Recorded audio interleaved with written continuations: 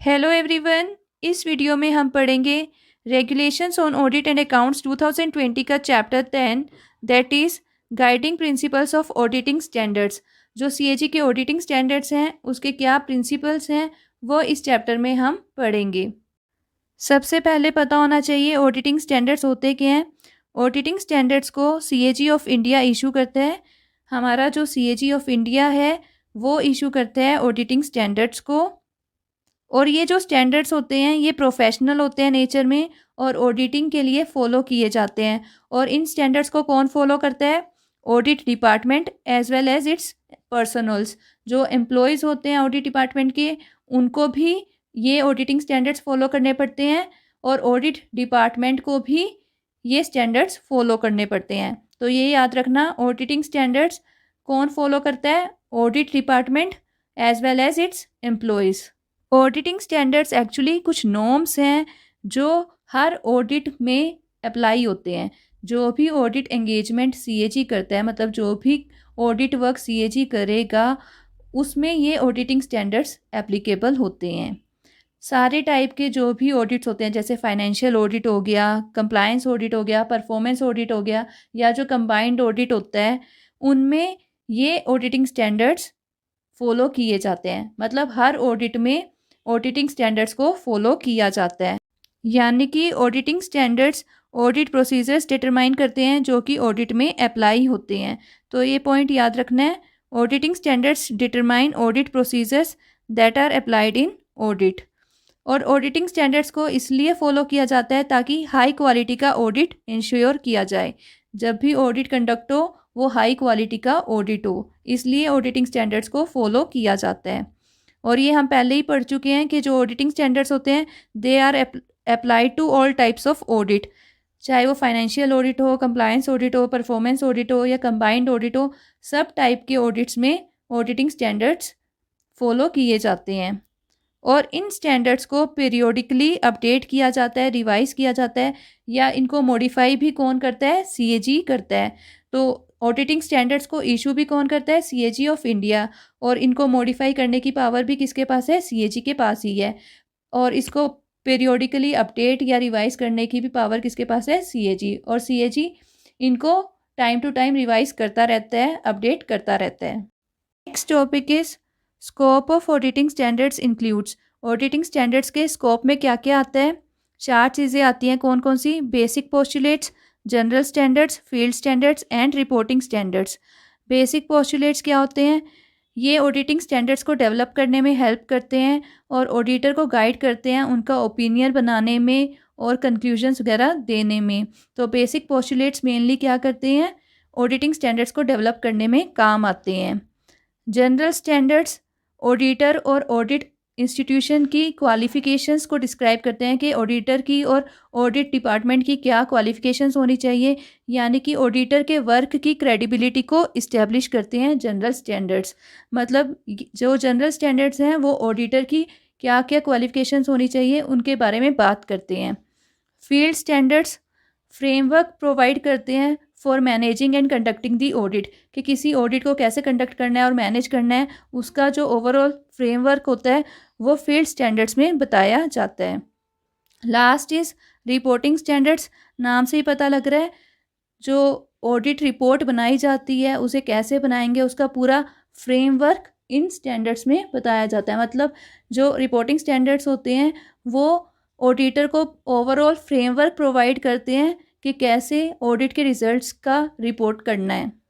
Next topic is elements of public sector auditing. Public sector auditing के कौन से elements होते हैं, कौन कौन से मेन एलिमेंट्स होते हैं पब्लिक सेक्टर ऑडिटिंग के? 4 मेन एलिमेंट्स होते हैं पब्लिक सेक्टर ऑडिटिंग के, तो ये हम पढ़ेंगे। हर पब्लिक सेक्टर ऑडिटिंग में 3 पार्टीज़ इन्वॉल्व होती हैं। और कौन कौन सी ये 3 पार्टीज़ होती हैं? Auditor, responsible party and intended users. तो ये 3 पार्टीज़ होती हैं पब्लिक सेक्टर ऑडिटिंग में। ऑडिटर का मतलब जो ऑडिट कंडक्ट करेगा, यानी कि सीएजी, या फिर सीएजी के बिहाफ पे जो ऑडिट कर रहा है वो होता है ऑडिटर। रिस्पॉन्सिबल पार्टी होती है जिसका ऑडिट होता है, जिस ऑफिस का ऑडिट हो रहा है वो होगी रिस्पॉन्सिबल पार्टी, यानी कि जो ऑडिटेबल एंटिटीज़ होती हैं वो होती हैं रिस्पॉन्सिबल पार्टी। और इंटेंडेड यूज़र होते हैं जिसके लिए ऑडिट किया जाता है, यानी कि आम जनता, जो पब्लिक सेक्टर ऑफिसेज होते हैं, गवर्नमेंट ऑफिसेज होते हैं, उनका ऑडिट क्यों किया जाता है? ताकि आम जनता को पता लग सके, जनरल पब्लिक को पता लग सके कि जो गवर्नमेंट है वो कैसा काम कर रही है, जो गवर्नमेंट ऑफिसेज हैं क्या उनमें ट्रांसपेरेंसी है, उनकी जो काम करने का तरीका है वो सही है नहीं है, वो ठीक से काम कर रहे हैं नहीं कर रहे, इसीलिए ऑडिट किया जाता है।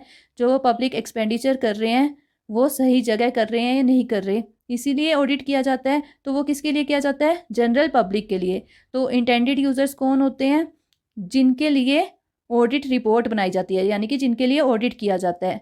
और मेन जो इंटेंडेड यूजर्स होते हैं वो कौन होते हैं? पार्लियामेंट एंड लेजिस्लेचर, क्योंकि जो पार्लियामेंट और लेजिस्लेचर होता है वो जनरल पब्लिक के रिप्रेजेंटेटिव होते हैं। जनरल पब्लिक के रिप्रेजेंटेटिव कौन होते हैं? पार्लियामेंट और लेजिस्लेचर। तो जो मेन इंटेंडेड यूज़र होता है वो कौन होता है? पार्लियामेंट या लेजिस्लेचर, क्योंकि जो ऑडिट रिपोर्ट है वो कहाँ रिप्रेजेंट की जाती है? पार्लियामेंट में या फिर लेजिस्लेचर में।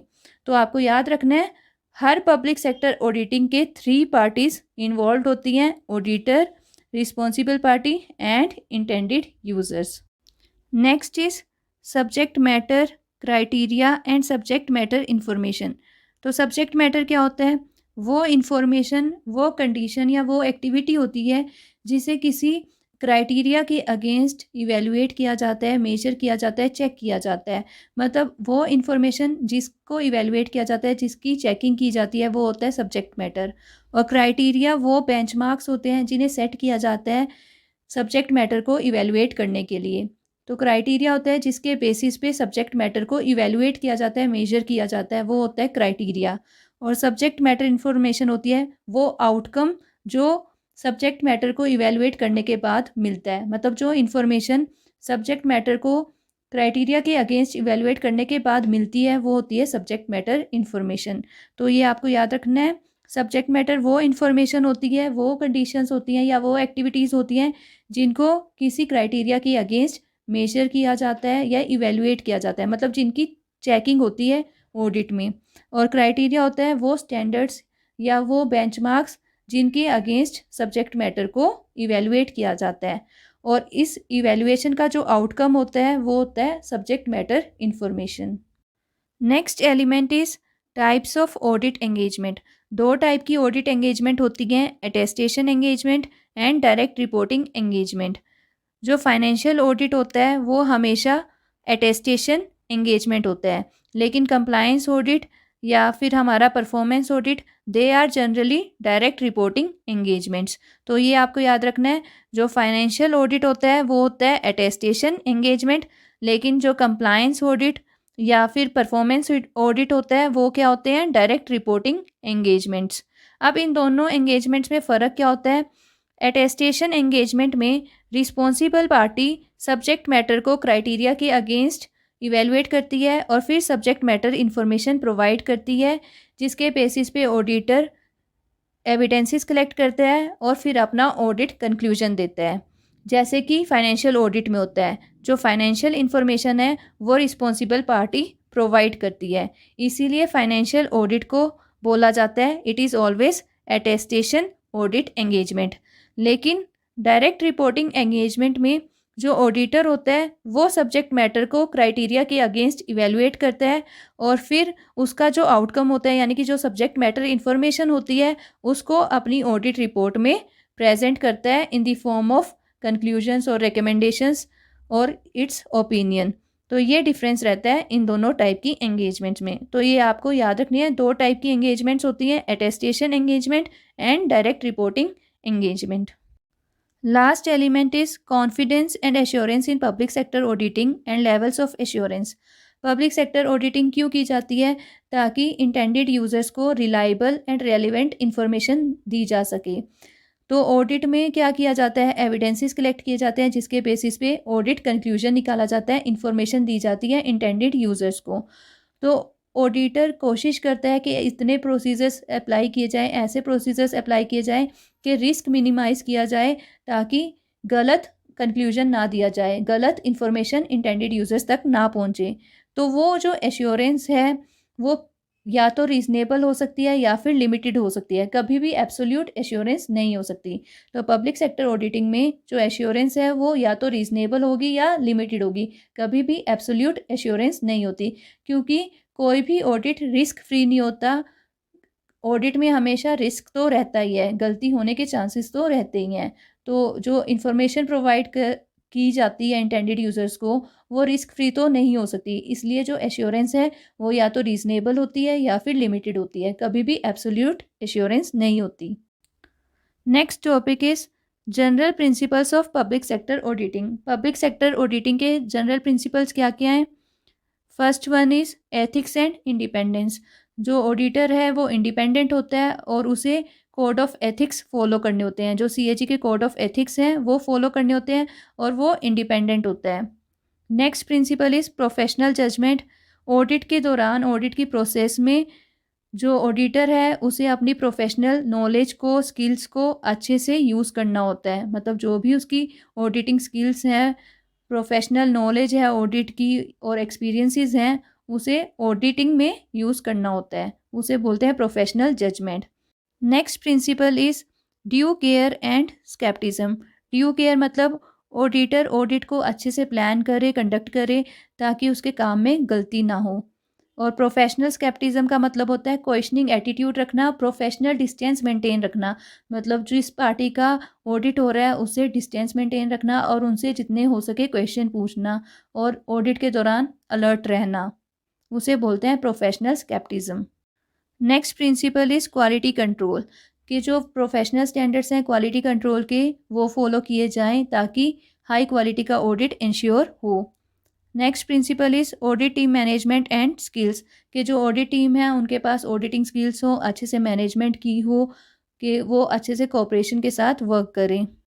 Next principle is audit risk. Audit risk मतलब कि कितने चांसेस हैं ऑडिट में गलती होने के, और ऑडिटर इसे हमेशा कम करने की कोशिश करता है। Next is materiality. जो ऑडिटर है वो हमेशा ऑडिट प्रोसेस में मटेरियलिटी का ध्यान रखता है। डॉक्यूमेंटेशन। जो भी ऑडिटर ने परफॉर्म किया है उसको अच्छे से ऑडिट डॉक्यूमेंटेशन के फॉर्म में प्रिपेयर करना। मतलब जो भी एविडेंसेस कलेक्ट किए हैं उनको डॉक्यूमेंट करना, ऐसी जो भी कंक्लूजन्स उसने दिए हैं उनको डॉक्यूमेंट के फॉर्म में प्रिपेयर करना। Last is communication. के ऑडिट प्रोसेस के दौरान इफ़ेक्टिव कम्युनिकेशन मेंटेन रखना। ये मेन प्रिंसिपल्स होते हैं पब्लिक सेक्टर ऑडिटिंग के। तो ये प्रिंसिपल्स आपको ध्यान में रखने हैं। पब्लिक सेक्टर ऑडिटिंग के क्या क्या प्रिंसिपल्स होते हैं? Ethics and independence, professional judgement, due care and scepticism, quality control, audit team management and skills, audit risk, materiality, documentation and communication. Next topic is principles related to the audit process. Audit process के क्या principles रहते हैं? जो audit process होती है ये 3 steps में की जाती है। सबसे पहले की जाती है प्लानिंग, फिर होता है कंडक्टिंग, देन रिपोर्टिंग। तो ये 3 स्टेप्स होते हैं किसी भी ऑडिट प्रोसेस के। फर्स्ट स्टेप होता है प्लानिंग का, सेकंड स्टेप होता है कंडक्टिंग का, थर्ड स्टेप होता है रिपोर्टिंग का। तो अब इन स्टेप्स को हम समझेंगे। फर्स्ट स्टेप रहता है प्लानिंग। तो प्लानिंग में क्या किया जाता है? सबसे पहले ऑडिट एंगेजमेंट इस्टेब्लिश की जाती है कि कौन सी टाइप की ऑडिट एंगेजमेंट होगी। देन जिस एंटिटी का ऑडिट होना है उसको अच्छे से समझा जाता है। फिर रिस्क असेसमेंट की जाती है, मटेरियलिटी डिटरमाइन की जाती है, और फिर अगर कोई रिस्क है फ्रॉड का या करप्शन का उसे आइडेंटिफाई किया जाता है, और देन ऑडिट प्लान डेवलप किया जाता है। यानी कि ऑडिट ऑब्जेक्टिव सेट किया जाता है, ऑडिट स्कोप, ऑडिट की क्या अप्रोच रहेगी, ये सब कुछ डिसाइड किया जाता है। यानी कि पूरा ओवरऑल ऑडिट प्लान डेवलप किया जाता है। तो प्लानिंग स्टेप में क्या किया जाता है? ऑडिट एंगेजमेंट की टाइप को इस्टेब्लिश किया जाता है, एंटिटी को अच्छे से समझा जाता है, रिस्क असेसमेंट होती है, मटेरियलिटी को देखा जाता है, और फ्रॉड होने के जो भी चांसेस होते हैं उनको भी आइडेंटिफाई किया जाता है, और फिर ऑडिट प्लान डेवलप किया जाता है। पूरा ऑडिट प्लान तैयार किया जाता है जिसमें ऑडिट ऑब्जेक्टिव डिसाइड किया जाता है, ऑडिट का स्कोप क्या रहेगा, अप्रोच क्या रहेगी, कैसे रिसोर्सेज को एलोकेट किया जाएगा, और क्या टाइमलाइंस रहेंगे during the stages of the audit. उसके बाद सेकंड स्टेप होता है जो कि होता है कंडक्टिंग दी ऑडिट। जो प्लान किया है पिछले स्टेप्स में उसे इस स्टेप में परफॉर्म करते हैं। जो भी प्रोसीजर्स प्लान किए थे कि ये अप्रोच से हम ऑडिट करेंगे, वो सारे ऑडिट प्रोसीजर्स को यहाँ पे परफॉर्म किया जाता है। ऑडिट एविडेंसेस को ऑब्टेन किया जाता है और ऑडिट एविडेंसेस को फिर इवेलुएट किया जाता है और उसके बाद कंक्लूजन्स को ड्रॉ किया जाता है। तो सेकंड स्टेप होता है कंडक्टिंग दी ऑडिट, यानी कि जो ऑडिट है वो एक्चुअल में यहाँ पे परफॉर्म किया जाता है। जो ऑडिट प्रोसीजर्स हैं जो प्लान किए थे पिछले स्टेप में, उन्हें यहाँ पे परफॉर्म किया जाता है। ऑडिट एविडेंसेस को कलेक्ट किया जाता है और उनके बेसिस पे कंक्लूजन्स को ड्रॉ किया जाता है। फिर लास्ट स्टेप आता है रिपोर्टिंग का। इसमें एक रिपोर्ट प्रिपेयर की जाती है on the basis of conclusions. जो कंक्लूजन्स पिछले स्टेप में निकाले थे उनके बेसिस पे रिपोर्ट तैयार की जाती है और फिर उस रिपोर्ट के बेसिस पे फॉलोअप लिया जाता है। तो ये स्टेप्स होते हैं ऑडिट प्रोसेस के। सबसे पहले होती है planning, then conducting, then reporting. और इसी के साथ हमारा टॉपिक ऑडिटिंग स्टैंडर्ड्स कंप्लीट होता है। इस चैप्टर से आपका जो ऑडिटिंग स्टैंडर्ड्स वाला टॉपिक भी है वो भी कंप्लीट होता है। आई होप आपको समझ आया हो, इम्पोर्टेंट है, इसे अच्छे से कर लेना। अगर वीडियो अच्छी लगी हो तो लाइक करना, शेयर करना और चैनल को सब्सक्राइब करना। Thank you.